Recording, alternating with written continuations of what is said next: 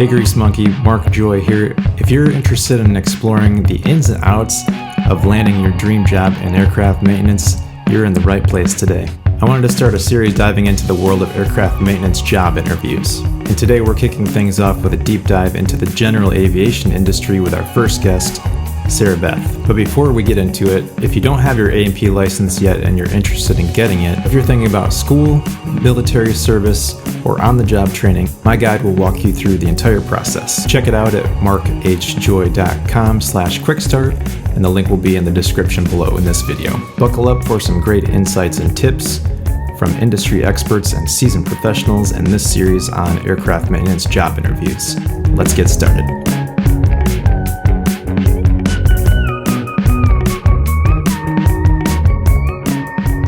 All right, Sarahbeth, thanks for joining the channel today. We're talking about interview experiences with aircraft mechanics, just so we can get some different perspectives from people about their experiences with job interviews, so they can share it with other people who might be talking about jobs or looking to get jobs rather. And so just wanted to get some information from other folks that are in the industry, and hopefully they can help out with any questions you all might have out there. So Sarahbeth, thank you for joining us. First of all, appreciate your time. Could you take just a couple of seconds to kind of explain what job you're working in right now, and if you have your A&P, and just how you got that, like what route you took to get that?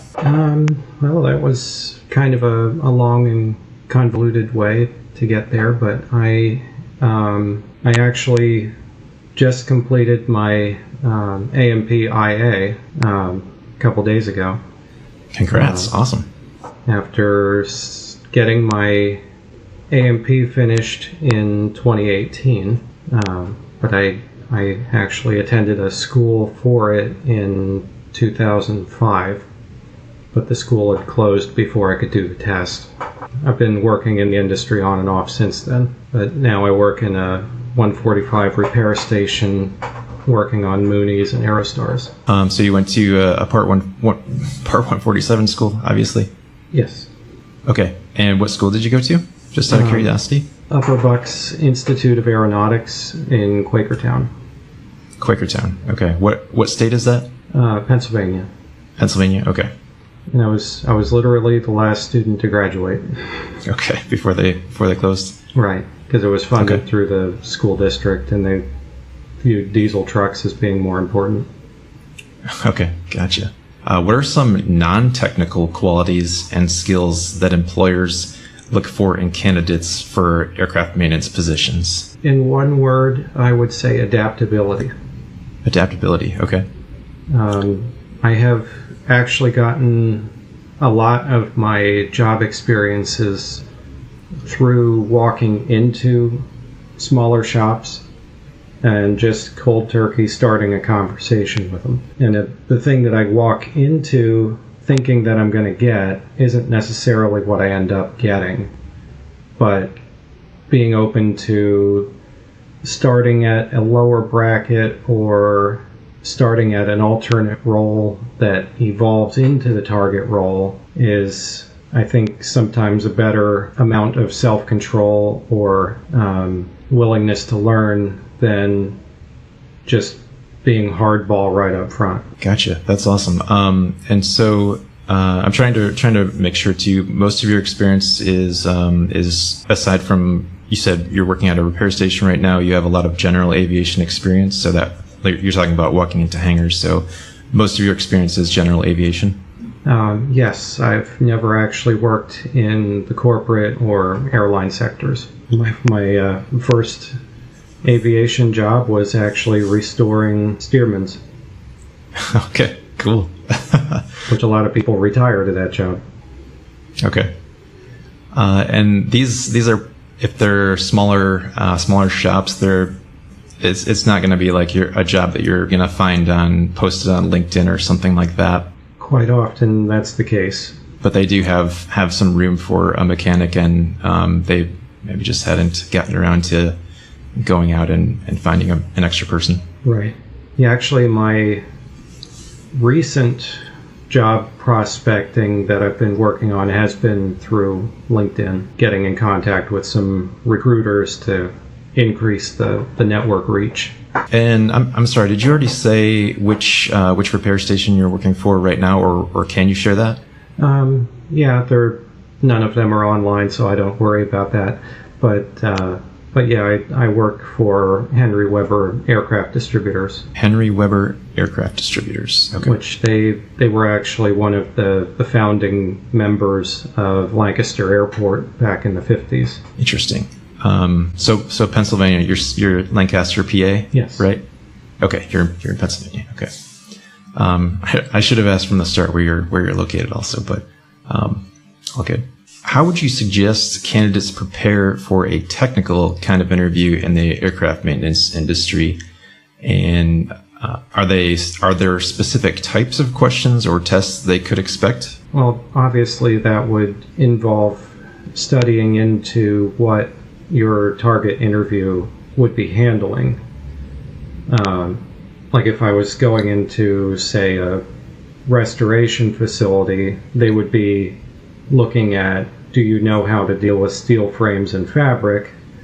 Or if I'm going into a repair station such as where I'm at right now, they don't have any need for those roles, but they want to know, do you know how to do sheet metal or engine work or things like that? And if you go into a light sport shop, they'd be looking at, are you open to learning how to work on smaller engines and new or unusual things? So it really depends on where you're aiming for. And I guess on the technical side, like maybe with your most recent experience, were they asking technical sorts of questions that were really, really honed in or like really specific about the role that you're doing right now? Well, working for Henry Weber, that interview was, I think, mostly more about character than it was about the actual,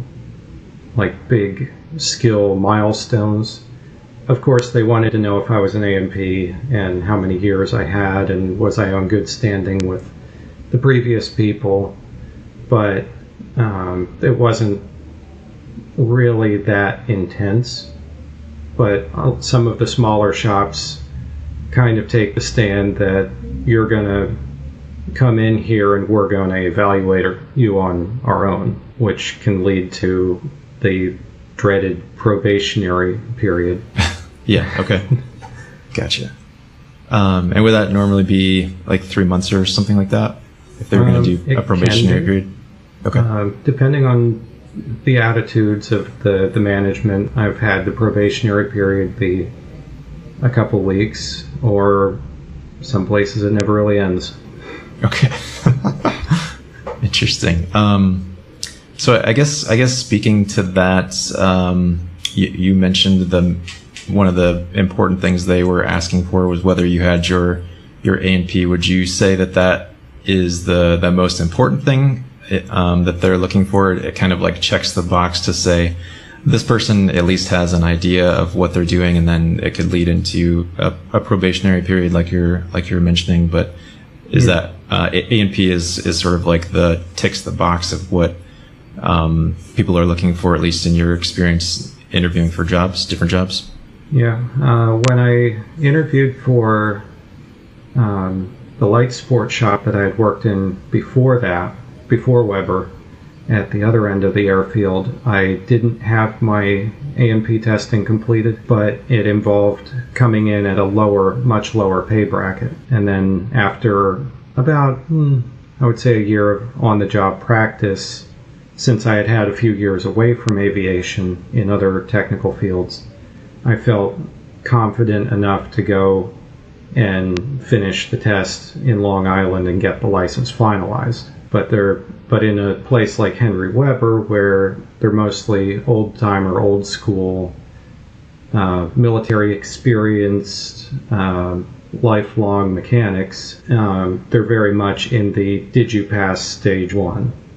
Can you discuss the role of safety knowledge and awareness in the interview process for people that are interviewing for aircraft maintenance positions? I haven't specifically been asked shop safety questions, but I have experienced the lack of shop safety. I'll put it that way. When the people I was working with at one paint shop, which I won't mention,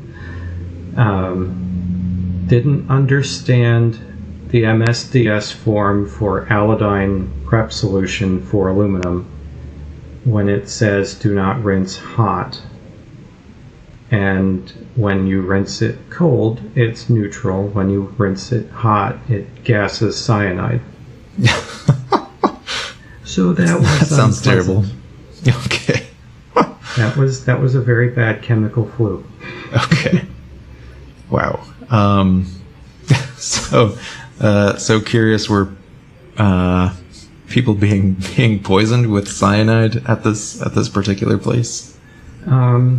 Well, because the two coworkers who were doing that in the same room that I was working in were chain cigar smokers, they were much more tolerant of that than I was, considering I'm already allergic to perfume. So that did not help the factors very much, because the supervisor said, well, they're fine. What's wrong with you? And I didn't understand it at that point because I hadn't seen the data, and it was a very disappointing snafu of a situation. Yeah. Wow. That's terrible. And since then, I've learned much more about what to read and study beforehand. So would you say, with your job experience, that situation that you just mentioned can kind of vary from place to place, their seriousness about their approach to safety? Yes. Where I'm at right now, the owner / boss is very safety conscious. So if anybody trips and falls, he has to go through and do all his, like, why did that happen? Can we prevent that? Was there an extension cord in the wrong place? Even though it's only a 5-person company, he still is very hands-on with the floor operation. Good to know. So that could be a good point for anyone that has never had a job in aircraft maintenance, just to be conscious of situations such as those. Yeah, there's many choosing an employer. Things in a hangar to hit. Yeah. Yeah. I think pretty much anybody who's been in the field long enough has whacked their head on an aileron at least once. Yes, that's. I'm trying to think of what I've. I don't know. Maybe hit my head on a pitot tube or something. Yeah. In Aerostars, they have little vortex generators that are right at this height. So if you have any kind of elevation in your step, you hit them. Yikes. It also makes me think, when I was working at Duncan Aviation, I think they were passing around pictures. I think it was a gentleman who had a static wick poked into his eye, and so that was like, oh my gosh, that's terrible. So I was like, I'm gonna kind of stay away from the trailing edges of these things when I'm walking around. But yeah, I had never seen that picture before, and I was I don't know, made me sick to my stomach a little bit. But yeah, I had a flight student at the light sports shop that had just completed his pilot license, and this was, I think he was in his late 60s, and he brought his wife along for his flight.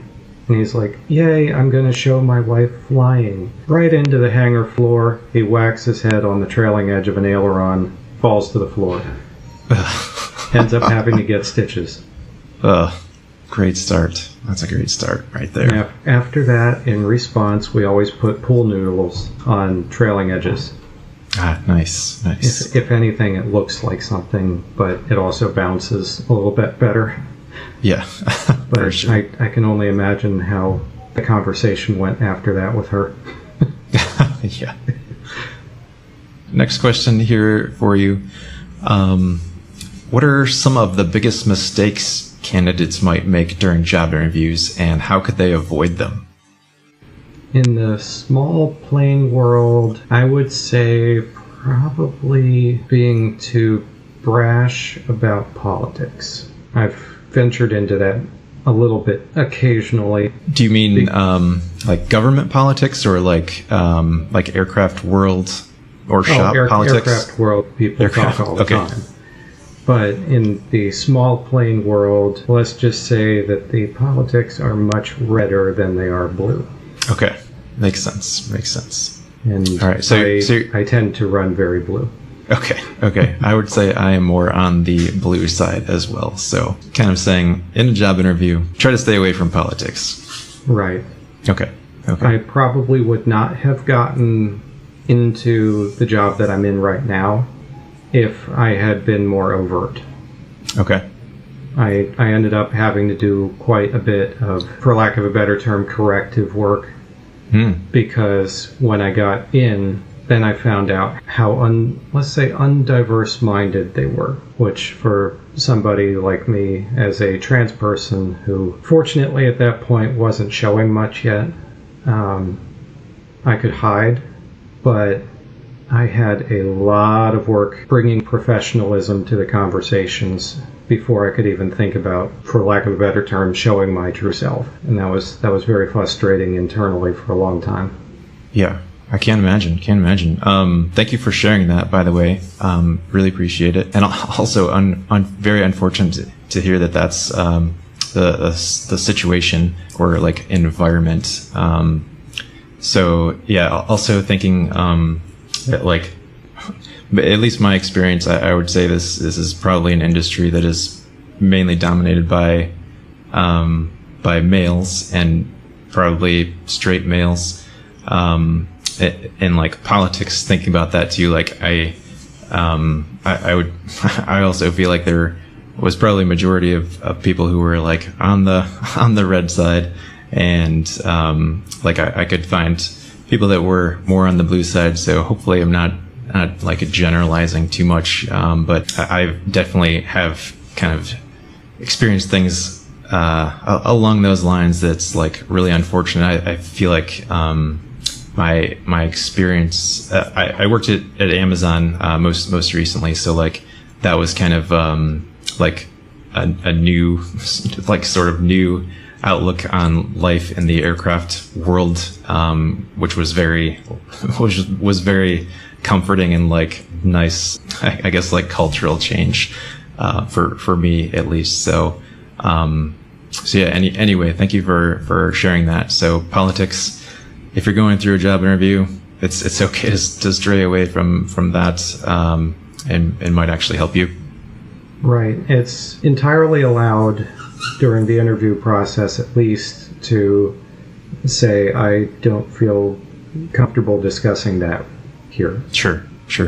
But for like a context, when I decided to openly come out, my previous employer, who's also on the field, the light sports shop, actually called me within 3 days of the word getting around and congratulated me. Nice. That's awesome. And I've maintained a positive relationship with them since I go past there to get to lunch. When I bike over to the gas station, I stop in and hang out, and it's like I look back there and I'm like, why couldn't I have come out there? Yeah. But life happens the way it does. Yeah. I couldn't have gotten my inspectorship from a light sport experience. Career milestones have to happen. Sometimes they are a little harder than others. Yeah. Wow, that's great. Great, refreshing to hear that that they congratulated you on that 3 days after. That's awesome. And actually, for quite a few years, the only other trans woman that I had ever met was a friend of that company who is a helicopter inspector. Okay. Wow. Crazy. And one of two women in aviation that I've actually worked with in Lancaster. So it's interesting statistically. Yeah, very, very interesting. Wow, that's awesome. Thank you for sharing. That's awesome. How important is practical experience versus formal education when interviewing for a job in aircraft maintenance? And how important would you say having a degree is? I'd say that depends on the environment. In the GA shops that I've been in, the degree factor is very minimal difference. The difference between on-the-job training versus 147 school, I have seen a lot of difference. I've worked alongside quite a few people who had time in service convert to getting their A&P test instead of doing the full 2,200 hours or whatever it is of school time.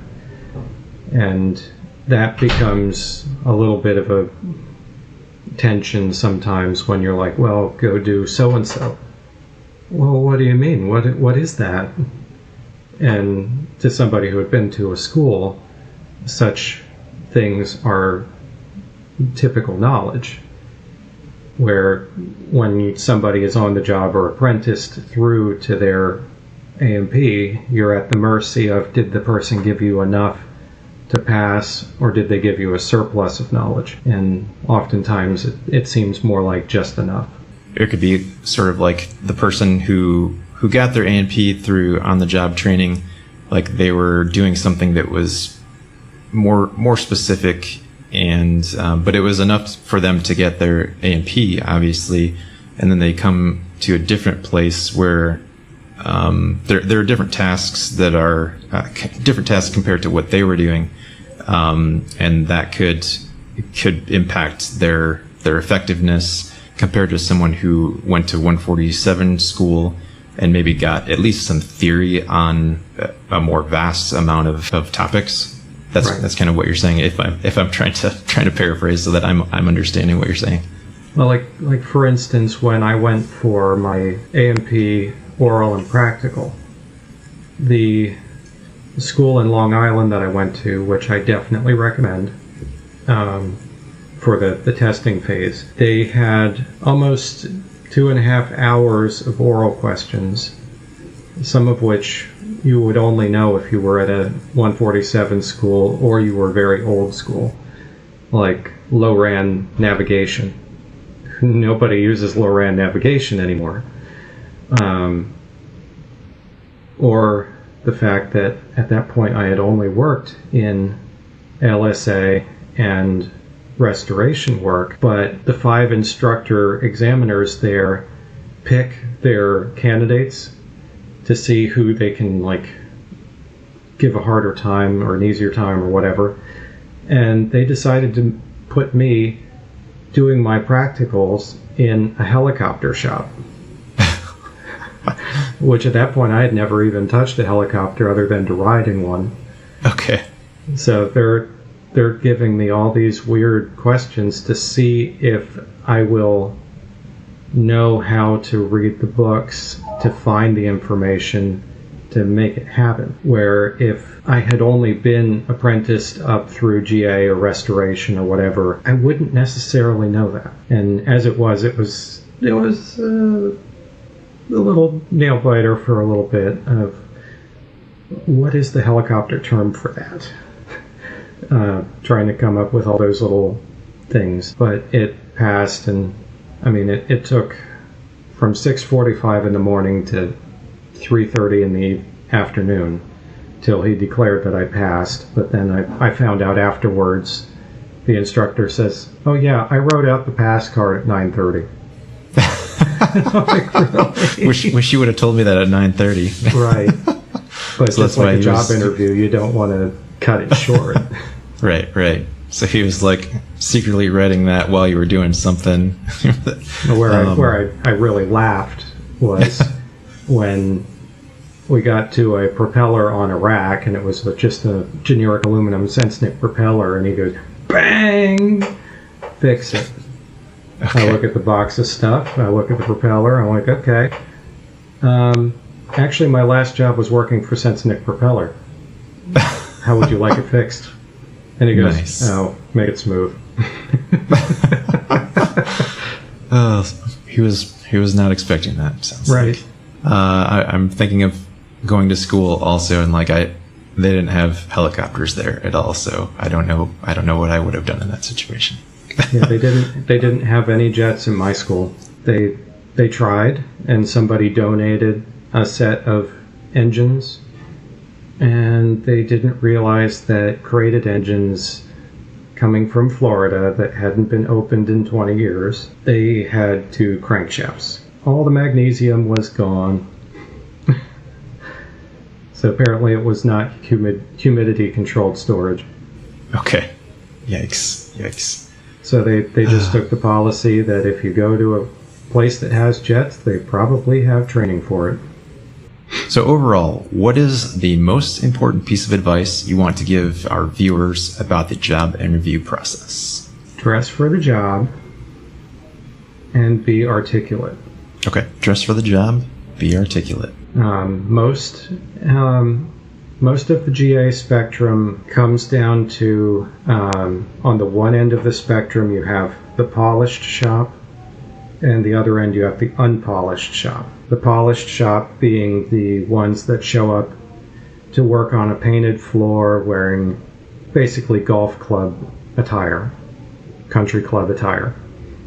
And you show up there in your military fatigues and lettered t-shirt, you're not going to get the job. Go to the unpolished shop in the middle of nowhere, a cat can walk under the door kind of gaps, in your country club attire, you'll probably be okay. But at the same time, you don't want to be like, oh, city slicker. But in general, better to dress well than it is to dress not well. Because the guy that you're interviewing under is probably going to be dressed well. The exception was when I got into the light sports shop. I mean, you can't really make this stuff up, but I literally went from working as a propeller grinder at Sensenik, wearing overalls that were covered in black grinding dust, to walking across the road to the light sports shop, and the owner, who is this really tall, really outspoken Air Force captain, comes out in his salesman mode and he says, "So, how can I help you?" And I, thinking on my feet, I put out a hand and I go, "No, how can I help you?" And he goes, he blinks for a second, he goes, "I love it, you're hired." But it was, for that shop, it was my character to be a little bit less polished, because I was hired in as basically the farmer, but I was the farmer who always got it done, and that was something that the owner always thought was kind of endearing, but that's not obviously something that you can do everywhere. All right, so thanks again to our first guest, Sarahbeth, for joining us on this job interview series. Hope this chat was helpful for you to get some insights into the aircraft maintenance job interview experience. And just in case if you jumped in at the beginning, I have a free A&P Quickstart guide that covers the ins and outs of how to get your A&P license. So if you're thinking about military service, going to school, or getting on-the-job training, my guide will walk you through the entire process of getting your A&P license. Check it out in the link in the description down below, markhjoy.com/Quickstart. I'll be looking to continue videos on this series here on job interviews, so stay tuned for other chats I'll be having with experts on their job interview experience in areas like the airlines, contracting, and many others. And if you have other ideas on topics you'd like for me to cover, please give me a comment down below and I'll get to it, bring it to you soon. Thanks for tuning in today, and we'll see you in the next one.